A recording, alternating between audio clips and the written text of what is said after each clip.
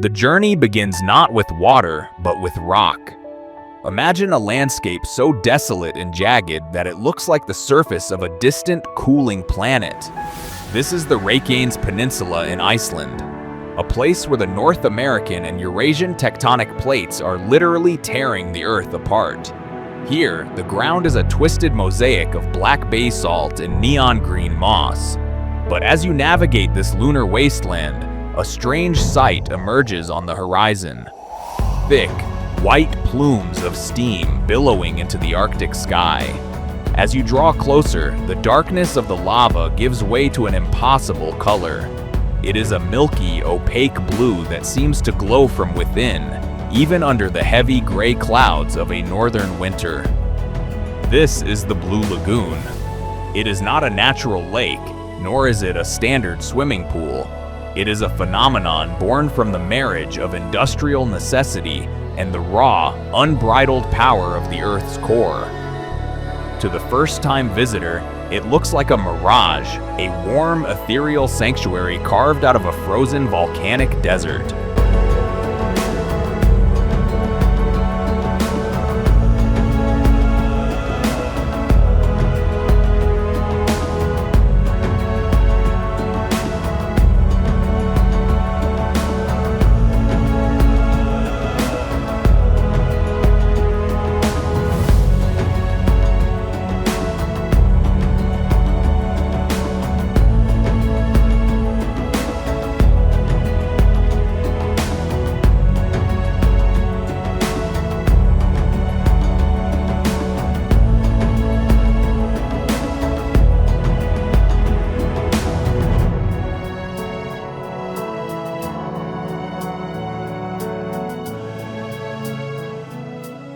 The story of the Blue Lagoon is perhaps the most successful accident in the history of tourism.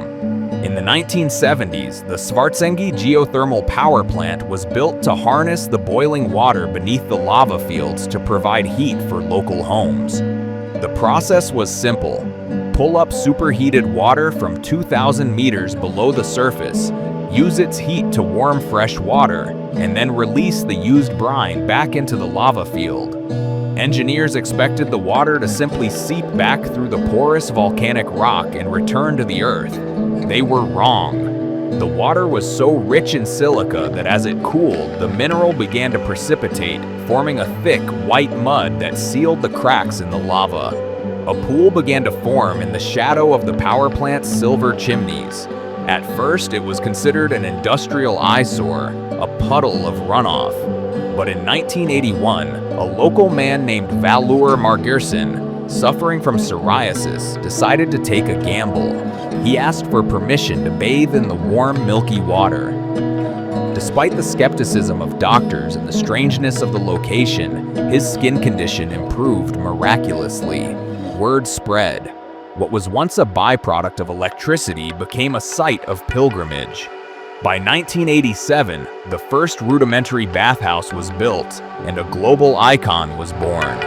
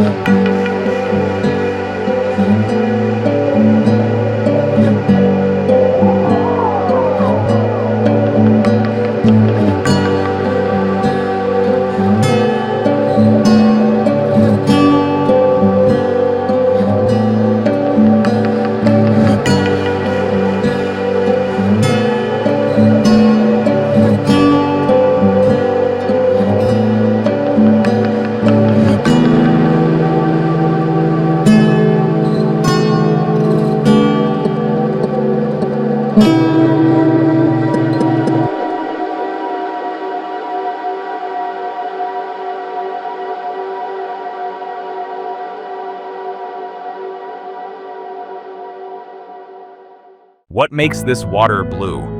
To understand the Blue Lagoon, one must look at the chemistry of the abyss.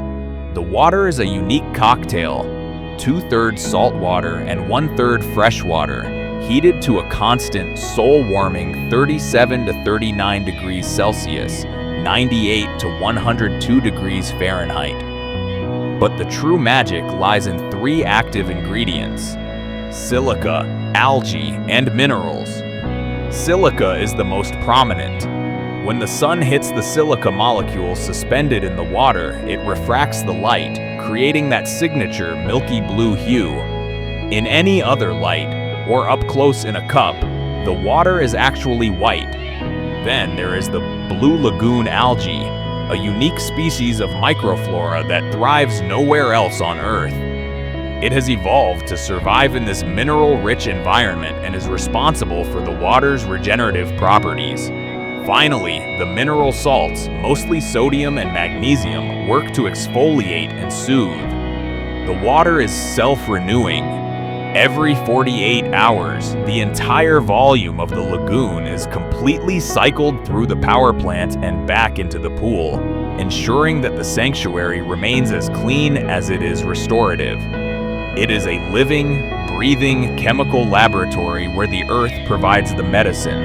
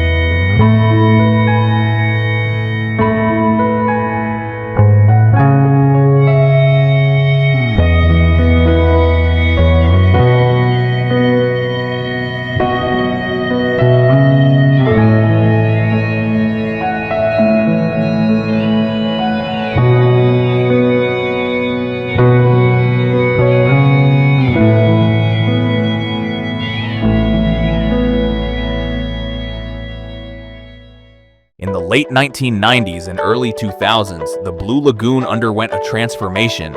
It moved away from the power plant's literal backyard and into a purpose-built architectural masterpiece. The goal was simple yet daring: to create a structure that didn't just sit on the lava, but felt like a part of it. The architecture of the Blue Lagoon is a masterclass in Icelandic minimalism. Using the surrounding lava as a primary building material, the designers created walls of raw basalt and floor-to-ceiling glass that blurs the line between indoors and outdoors. You don't just enter a spa, you descend into the geology of Iceland. The Retreat, the most recent and luxurious expansion, took this concept further.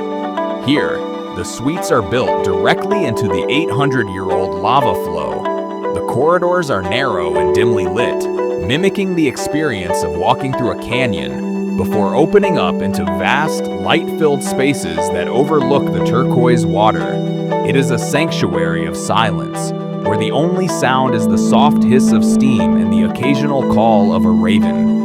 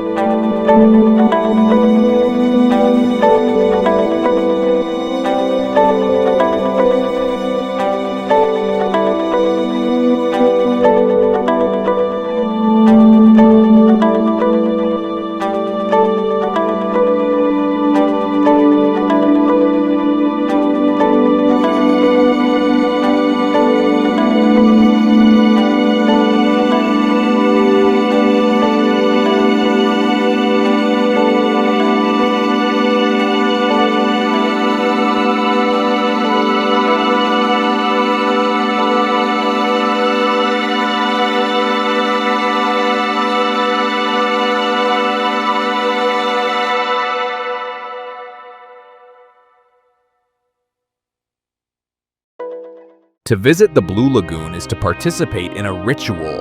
It begins with the shock of the Icelandic air, often biting and cold, and the subsequent rush of warmth as you submerge into the lagoon. The steam rises around you, creating a private cocoon that hides the hundreds of other bathers, making the experience feel strangely solitary and intimate. The centerpiece of this ritual is the silica mud mask. Buckets of white, gooey mud are placed around the lagoon. Bathers slather it over their faces and shoulders, turning into ghostly white figures moving through the blue mist. As the mask dries, it pulls impurities from the skin. After 10 minutes, you wash it off in the warm water, leaving your skin feeling unnaturally soft, as if the harshness of the lava has been exchanged for the silkiness of the mineral. There is a rhythm to the place.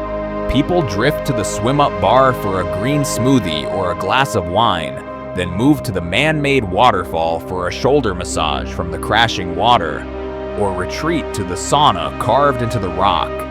It is a slow-motion dance of relaxation, a collective exhale in the middle of the North Atlantic.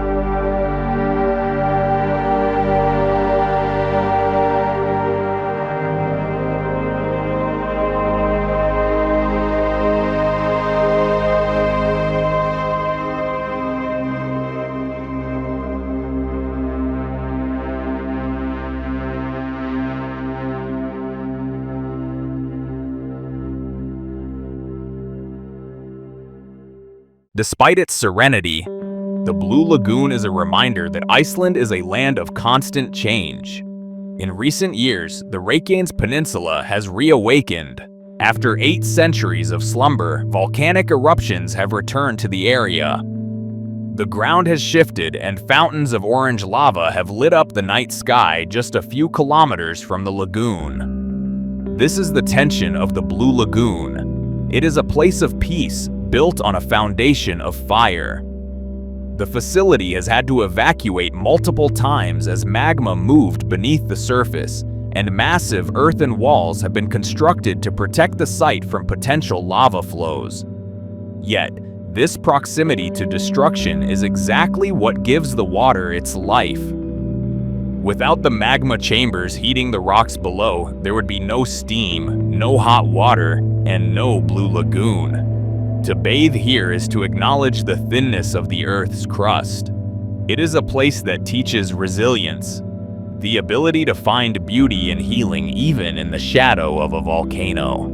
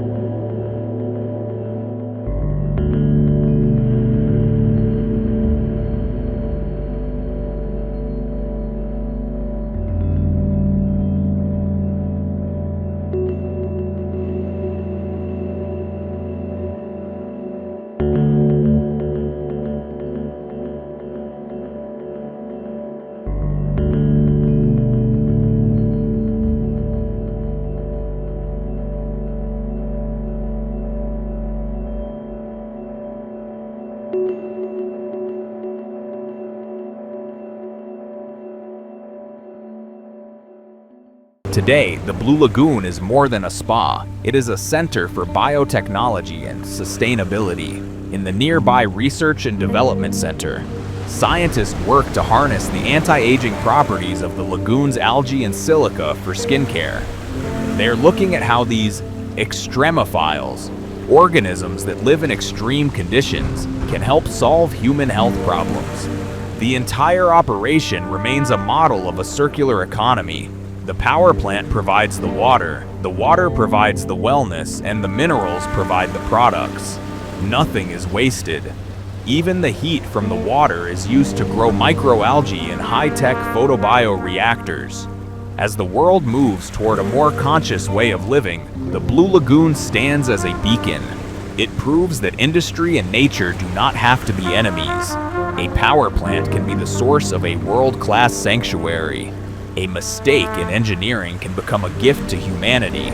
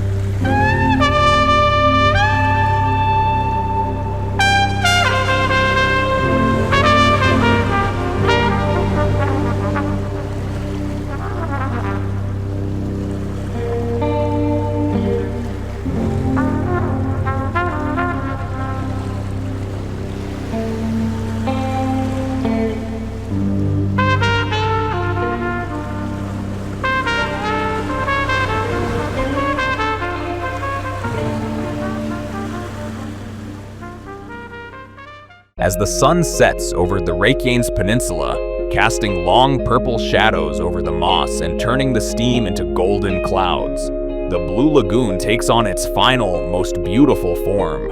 The lights beneath the water flicker on, turning the lagoon into a glowing jewel set in a ring of black stone. It is a place of contradictions. It is industrial, yet organic.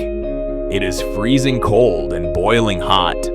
It is ancient lava and cutting-edge design. But most of all, it is a testament to the Icelandic spirit, the ability to take a harsh, unforgiving environment and turn it into something of profound beauty. When you finally leave the water, the cold air hits you again, but something has changed.